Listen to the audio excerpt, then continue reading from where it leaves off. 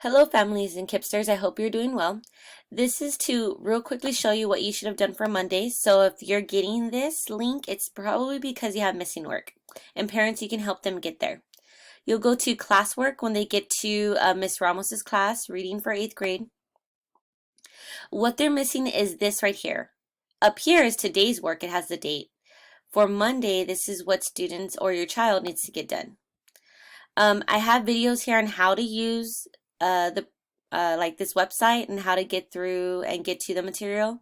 This is the actual learning video, which is 6 minutes long, and this is the article they need to read. This is what they need to turn in, and they need to put their name so they get credit. They need to, this is the video in case you didn't watch it in the beginning.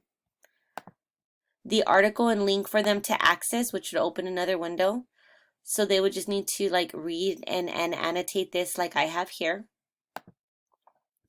And then lastly, they literally have less than 5 comprehension questions. So this needs to get done, and that's it. That's all you need to do for this, and click submit.